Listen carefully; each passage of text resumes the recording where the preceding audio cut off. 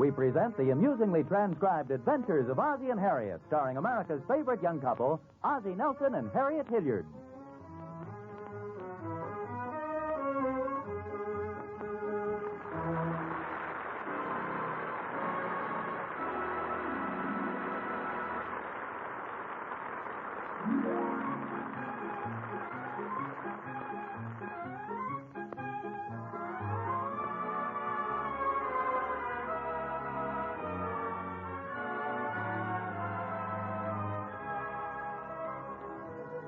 Well, it certainly has been a nippy day, hasn't it? The wind has been blowing up quite a gale, and just when I thought spring was practically here. Say, isn't that Mr. Thornberry walking up and down in front of his house? He must have quite a constitution with just that thin little sweater on. Oh, and here comes Ozzie out of his front door. He looks like he's ready for the North Pole. Hey, Thorny. Oh, hi, Oz. Hey, you want to get pneumonia or something? You ought to have a coat on a day like this. Oh, I'm plenty warm, thanks. In fact, that's why I came out here. I'm trying to cool off.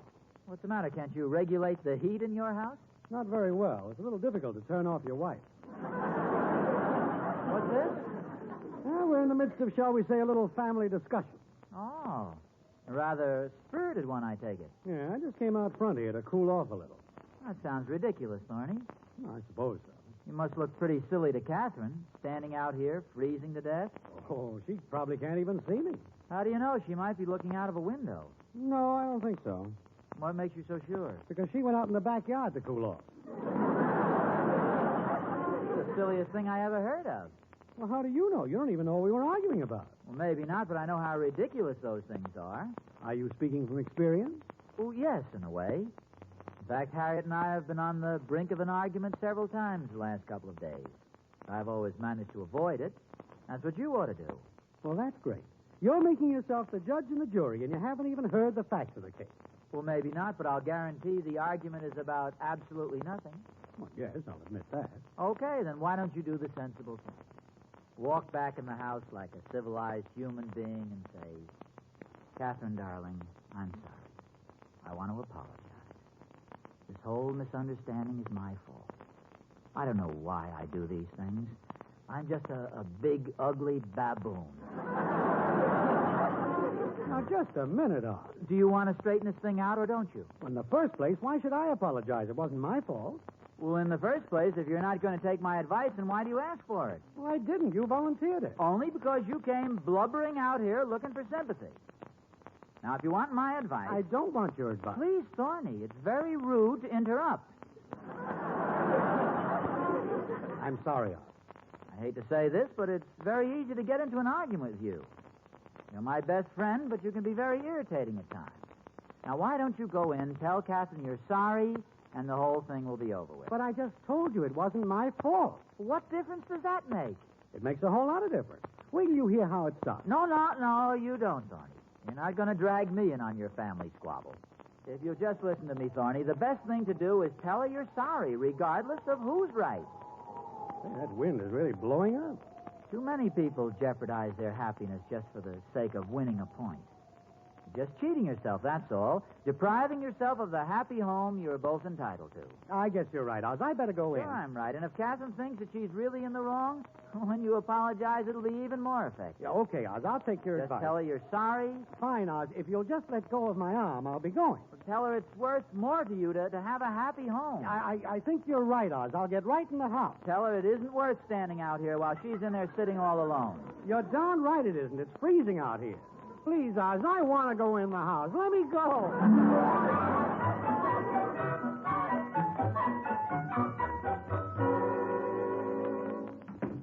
Ozzie? It's just us, Mom. Oh, hello, boys. Is dinner ready yet? No, I'm sorry, fellas. Dinner's going to be a little late this evening. Golly, I'm hungry. Why don't you have a glass of milk? Oh, I guess I can wait. How come it's going to be late, Mom? The man from the gas company just got through fixing the stove. I thought Pop fixed it last week. He did. Why do you suppose Mom had to call him? Never mind. The important thing is that the stove is working perfectly now. I'll have dinner ready as soon as I can. Did I hear somebody say dinner's ready? No, I'm afraid not. Not just yet. Are you hungry too, Pop? Yeah, you bet I am. You can have a glass of milk if you can stand it. I'm afraid I'm a little hungrier than that.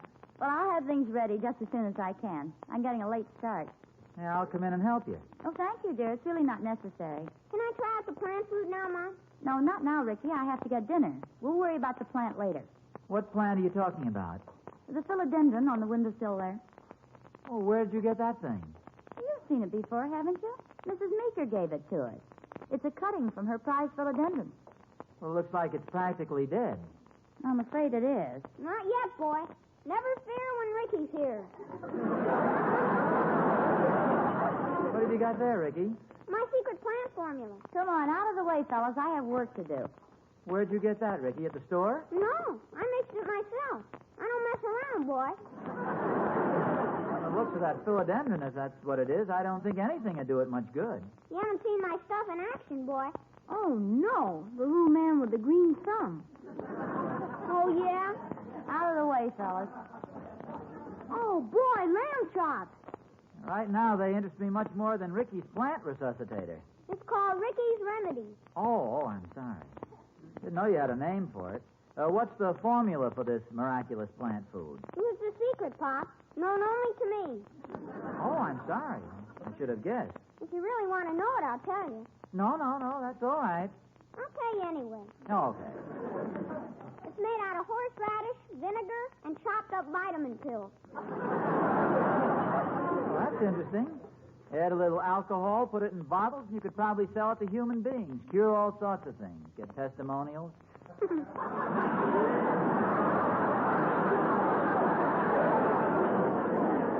Why don't you forget about that junk? You'll be sorry you said that, David, when your hair starts to fall out. Wait a minute, I was only kidding. I thought this was for plants. It is, but I tried it out first to make sure it wouldn't hurt the plant. You mean you tried that concoction on human hair? Sure. Whitey Swenson's got human hair. Well, maybe I shouldn't ask this, but what happened to Whitey's hair? Nothing. Nothing, he says. They're just calling him Blackie this week, that's all. Come on, you guys. Move out of the way or you won't get any dinner. And don't let me catch you putting any of that stuff on my plant. You didn't, Mom. What do you mean I didn't? I put some on this morning. Come on, Ricky, hurry up. No wonder the plant looks dead. Oh, I'm afraid that didn't have much effect on it. It's been drooping like that since yesterday. Well, why don't you throw it out? It's certainly not a thing of beauty. Oh, I can't do that. Have you ever met Mrs. Meeker?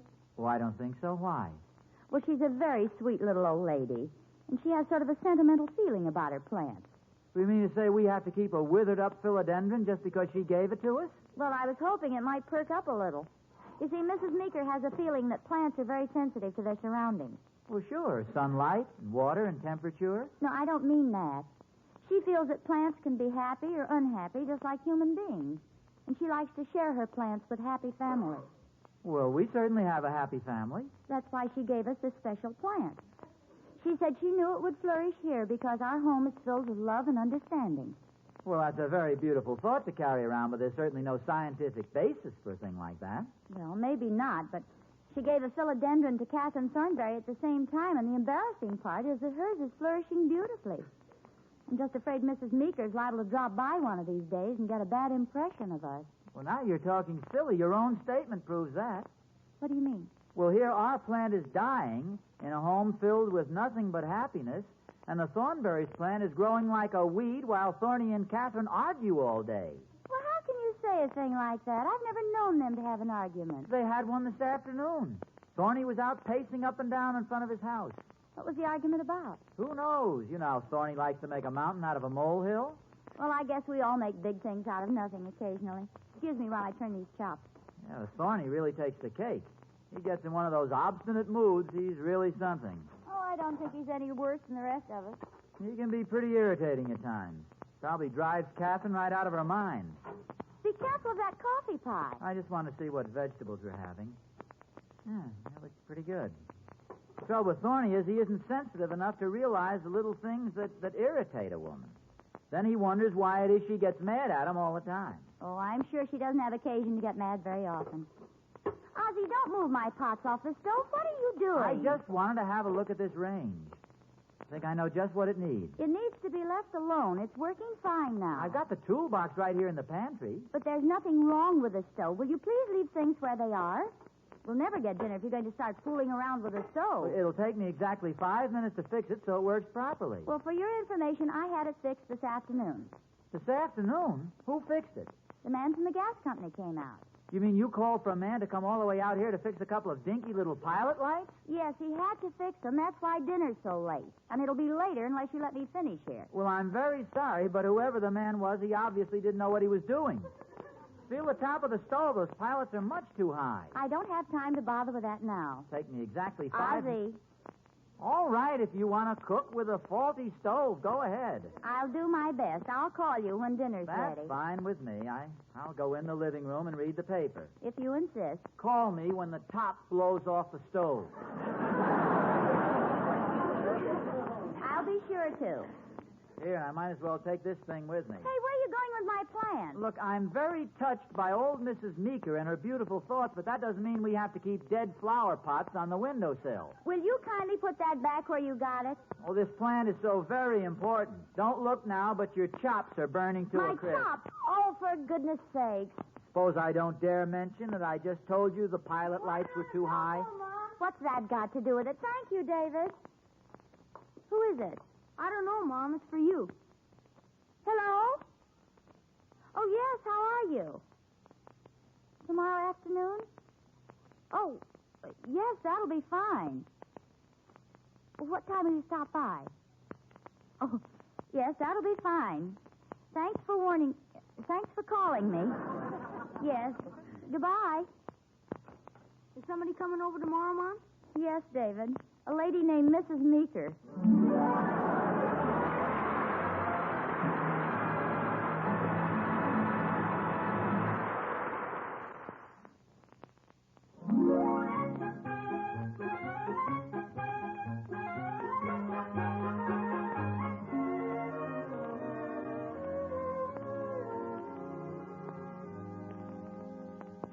Hi, Pop. Oh, hello, David. Where's your mother? She and Ricky went to the store. You want a glass of milk? No, thanks. This philodendron looks even droopier today than it did last night. What do you think's the matter with it? I don't know. Maybe it just needs vitamins. We can get some from Grandma Hilliard. She has a whole drawer full of them. No, we need special plant vitamins. I think I'll take a run over the nursery and see what they advise. As long as your mother insists on keeping the plant. Do they really have vitamins for plants now? Oh, sure. Only vitamins for people, vitamins for animals, vitamins for plants. Next thing they'll have vitamins for vitamins.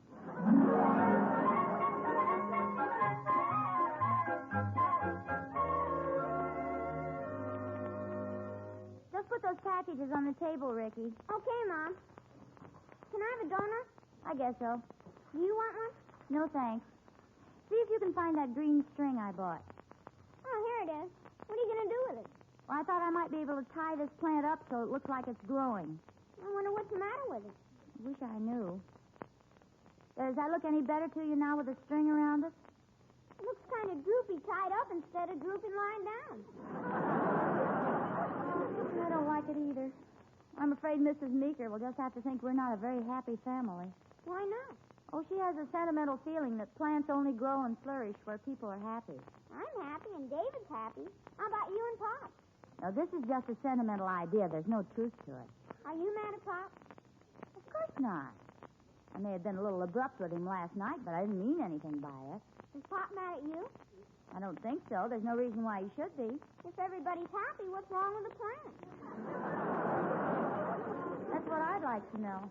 Are you sure you're happy, Mom? Of course I'm happy. Laugh.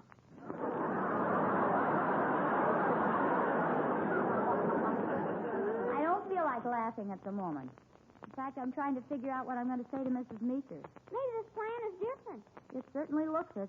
Maybe this one doesn't like happy people. Oh, I'm afraid we're in for it. I'm coming. Yeah, it's a lady. Maybe we can keep her out of the kitchen. You want me to go back and push the table against the door? No, of course not. Hello, my dear. Hello, Mrs. Meeker. Won't you come in? Oh, thank you, my dear. This is our young son, Ricky. Well, isn't he a fine boy? I'm a very happy boy, too. Well, isn't that nice? Marvelous. Mrs. Meeker, won't you come in and sit down? Thank you. I just had a very nice visit with the Thornberrys. Oh? They certainly must be a very contented couple. Their philodendron looks just beautiful. My brother David is a very happy boy, too. Yes, I imagine he is. Where do you keep your plant, Harriet? Well, it's in the kitchen. Oh, I'd love to take a little peek at it, if I may. Well, to tell you the truth, I have a few dishes on the sink, and why don't you let me get your cup of tea first? Oh, no, thank you, my dear. I really can't stay. I just thought I'd stop by and see how your philodendron is coming along. I know it must be flourishing beautifully in this atmosphere of happiness and contentment. Well, it's been doing very well up until the last couple of... Harriet. Oh, I didn't know you had company. Oh, hello, dear. This is Mrs. Meeker, isn't it? Yes, this is my husband, Mrs. Meeker. Hello, Mr. How do you do? Nelson. He's about the happiest dad in this whole block.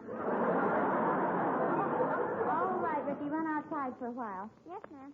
We were just talking about your philodendron. Oh, yes. Have you seen it? Not yet. Oh, come on out in the kitchen and have a look at it. Thank you. I'd love to. Ozzie, Yes, dear? I haven't had a chance to straighten up out there. Oh, Harriet, stop apologizing.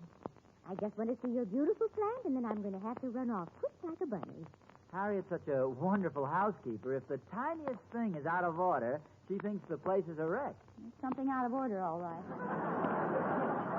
Here we are. The philodendron's right there above the sink. Isn't it lovely? Oh, for goodness sake. Just look at those beautiful green leaves. Why, it's twice the size it was when I brought it over. Oh, this must be a happy home indeed. I'm very happy, especially right now. Isn't it growing beautifully? Of course, I never had any doubt that it would. This house fairly tingles with your love and affection. Well, I'll be running along now. I still have a few more of my plants to visit. Oh, it was so nice of you to drop in, Mrs. Meeker. Come on over any time. Thank you, my dear. I enjoyed it. Your home is such a warm and friendly place. Well, goodbye. Goodbye, Mrs. Meeker. And say goodbye to that happy little boy of yours. Isn't he the jolly one, though? He certainly is. Goodbye. It's really amazing, isn't it? Last night, that philodendron was ready to fold up and die. Where are you going? I just want to take a good look at it. Really fantastic. Just a little while ago, it was drooping all over the place. Now, what happened? Well, it's very simple. Flowers flourish where love and happiness abound. I think Mrs. Meeker might have something there. The plant knows that you're not mad at me anymore. I never was mad at you. Of course you were, but it was all my fault. I kept getting in the way while you were trying to fix dinner. Oh, nonsense. You were only trying to help. Come on in, Thorny. Well, hi, folks. Hello, Oh, Tony. hello, Thorny. I saw Mrs. Meeker leaving your house. Did you pass the happiness inspection? We came through with flying philodendron. How about yourself? Oh, sure. You patch up the little squabble with Catherine? Oh, of course. Don't be silly. I figured you would. Now, I bet it was just like I said. What did you say? I told Thorny, I'll bet the argument is about absolutely nothing. Well, I must admit you were right, Oz. And now that it's all settled, what was it about? It was about you. About me? That's right. Well, you know this has always been our bowling night. Yeah? Well, it seems that Catherine forgot about it and invited some people over to play bridge. Naturally, I knew you were counting on going bowling, so I didn't want to break our date. Oh, that's very thoughtful of you. I thought it was a pretty good excuse, too. But in every one of these little marital disputes, somebody has to give in, so Catherine decided I was going to be a big man about it. Well, I take it then that we aren't going bowling tonight. I'm afraid not. I thought I'd better stop by and let you know. I'm sorry, Oz. Hope it's all right. Oh, sure, Thorny. Well, now our home is all happiness and serenity again. Thorny, did you say you're going to play bridge tonight? Yes, we are. Oh, but don't worry. Catherine and I aren't going to be partners. We want to keep our philodendron flourishing. Well, have a pleasant evening. Good old Thorny. Have you seen the paper, Harriet? It's in the living room. There's still something very peculiar about this plant. Oh, Harriet, stop worrying. Hey, Mom, guess what I found out in the ash can? Ricky, run on outside. I just ran inside. your mother doesn't want to be disturbed right now. What did you find in the ash can? Well, stop making those funny faces at me. What did you find in the ash can? I guess I'm not supposed to tell you. No, probably not, but I think you'd better. I found Mrs. Meeker's plant. I thought so. Isn't that a coincidence? I was just going to tell you the whole story when Ricky first came.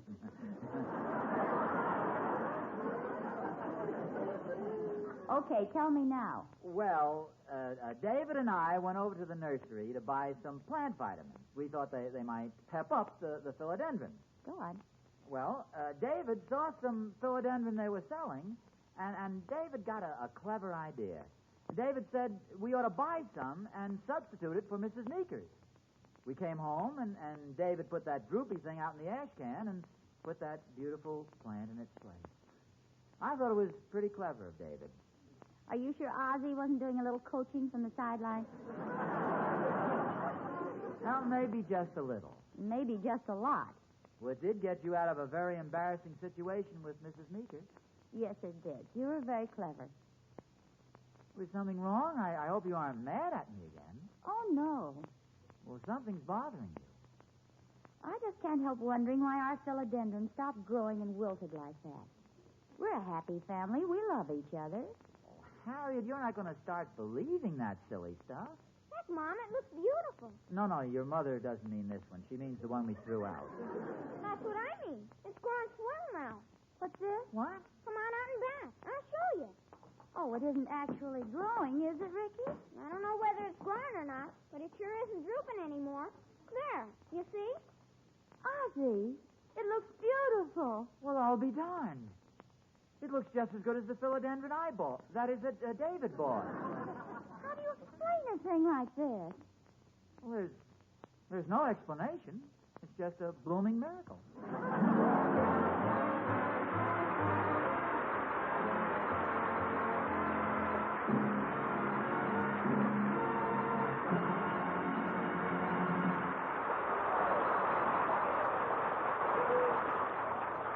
This is Vern Smith saying tune in again next week for another transcribed adventure of Ozzie and Harriet, starring Ozzie Nelson and Harriet Hilliard.